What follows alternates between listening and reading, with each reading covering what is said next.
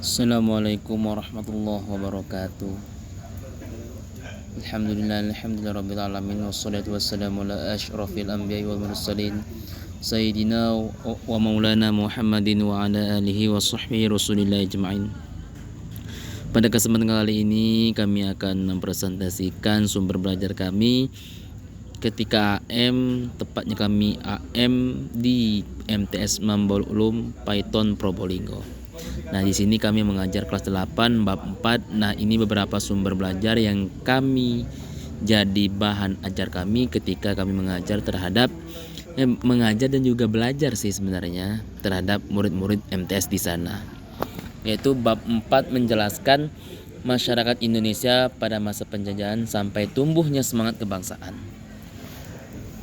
Tujuan pembelajaran yaitu ini dapat menjelaskan proses kedatangan bangsa Eropa ke Indonesia dan mengidentifikasi perlawanan bangsa Indonesia terhadap penjajah, dan juga dapat mendeskripsikan perubahan dan kesinambungan masyarakat Indonesia pada masa pemerintahan kolonial, dapat menganalisis munculnya organisasi pergerakan dan tumbuhnya semangat kebangsaan. Nah, ini gambar ya, kita amati dulu. Nah, gambar tersebut memperlihatkan salah satu peninggalan pada masa kolonialisme dan imperialisme bangsa-bangsa Eropa di Indonesia. Latar belakang kedatangan bangsa Eropa ke Indonesia. Kedatangan bangsa Eropa ke Asia, termasuk ke Indonesia, dilatar belakangi oleh keinginan berdagang, menjelajah daerah baru, dan berpetualang serta menyebarkan agama. Latar belakang kedatangan bangsa Eropa ke Indonesia yaitu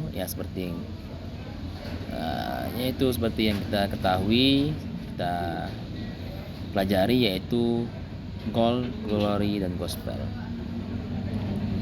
Nah, ekspedisi pertama mencari rute langsung ke Indonesia itu dirintis oleh bangsa Portugis dan Spanyol. Di sini kita juga mengulas bab 3 lebih sedikit aja ya, biar ada berkesinambungan dengan bab 4. Awal abad ke-17, Inggris telah memiliki koloni di India dan terus berusaha mengembangkan pengaruh di Asia Tenggara, khususnya di Indonesia. Nah, baru ekspedisi Belanda yang pertama dipimpin oleh Cornelis de Houtman dan di bawah Jans Pieterszoon Koen. VOC menetapkan Jayakarta sebagai markas besar dan pusat perniagaan VOC. Nah, baru perlawanan bangsa Indonesia, yaitu Kapten Patimura atau Patimura pada tahun 1817. Ini bentuk perlawanan dari rakyat Maluku. Salah satu tokohnya yaitu Patimura. Dan juga yang di Penogoro yaitu Pangeran di Penogoro, memimpin perlawanan terhadap Belanda pada tahun 1825 sampai 1830. Nah, ini juga ada perlawanan rakyat Sumatera Barat terhadap pemerintahan Hindia Belanda dimulai dengan perang saudara antara kaum Adat dan kaum Paderi. Nah, kemudian perlawanan rakyat Aceh dipimpin oleh Teuku Umar. Beliau berpura-pura menyerah tetapi melakukan perlawanan terhadap Belanda setelah diberi senjata lengkap. Kemudian perlawanan rakyat Sumatera Utara terhadap Belanda terjadi di Tapanuli, antara Belanda yang berkedudukan di Tarutung diserang oleh pasukan Singamangaraja yang bermarkas di Bakara. Raja Buleleng juga seperti yang kita ditampilkan di slide ini. Terus ketika Gubernur Jenderal Pandar kemudian ingin memperbarui perjanjian Bongaya, kerajaan-kerajaan di Sulawesi terutama kerajaan Bone menentang keras usaha tersebut. Nah, ketika masa penjajahan pun banyak sebenarnya kita ini memberikan perlawanan. Namun kenapa gagalan, kenapa kita dijajahnya sangat lama? Karena kesalahan kita di waktu itu, kita memberikan perlawanan, namun perlu kita ingat kembali, namun bentuk perlawanan kita itu berupa kedaerahan. Di sanalah letak kita itu kalah. Jika kita waktu itu berkumpul bersatu, kita bisa dengan cepat memberikan perlawanan terhadap Belanda, bahkan bisa mengusir Belanda dari Indonesia. Itulah kesalahan kita karena faktor kita ini sistemnya kedaerahan. Nah, itu perlawanan rakyat Banjar. kebijakan-kebijakan pemerintahan kolonial Indonesia. Tidak kepentingan ekonomi mereka diganggu oleh kebijakan politik lokal dan semacamnya. Nah, ini beberapa kebijakan-kebijakan pemerintahan kolonial di Indonesia. Nah, juga pada masa Raffles, pemerintah kolonial memberi bantuan kepada para ahli pengetahuan untuk menyelidiki peninggalan sejarah kuno di Indonesia. Ada bukunya, The History of Java.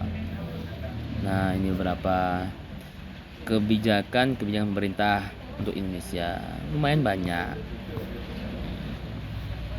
Nah, ini beberapa lah pengaruh kebijakan pemerintahan kolonial bagi rakyat Indonesia. Nah, ini kemudian yang C, latar belakang munculnya nasionalisme Indonesia, munculnya organisasi pergerakan, faktor-faktor pembentuk kesadaran nasional, pengaruh perluasan kekuasaan kolonial Barat, pengaruh pendidikan Barat, dan juga pengaruh perkembangan pendidikan Islam. Pihak-pihak yang berperan dalam proses terbentuknya kesadaran nasional yaitu kaum terpelajar, kaum profesional, dan peranan pers. Organisasi Pergerakan Nasional Indonesia. Nah, di sini bisa kita baca. Kemudian pergerakan nasional pada masa pendudukan Jepang, yaitu terjadi pada tanggal 11 Januari 1942. Pada mulanya kedatangan Jepang disambut gembira oleh bangsa Indonesia. Hal ini karena Jepang berusaha menarik simpati antara lain dengan melakukan sejumlah kegiatan. Pendudukan Jepang di Indonesia memengaruhi berbagai bidang kehidupan, yakni bidang politik, ekonomi, militer, sosial, pendidikan, dan budaya. Perjuangan masyarakat Indonesia terhadap Jepang dilakukan melalui kerjasama kooperatif, non-kooperatif, dan pemberontakan. Nah, mungkin inilah yang dapat saya sampaikan. Apabila dari penjelasan kami ini banyak kekurangannya, kami mohon maaf. Jika ada mampu memberikan manfaat terhadap yang membacanya, kami mengucapkan terima kasih. Syukran kasir. Kami akhiri dalam presentasi kami kali ini. Wallahul muwaffiq ila aqwamit thoriq. Wassalamualaikum warahmatullahi wabarakatuh.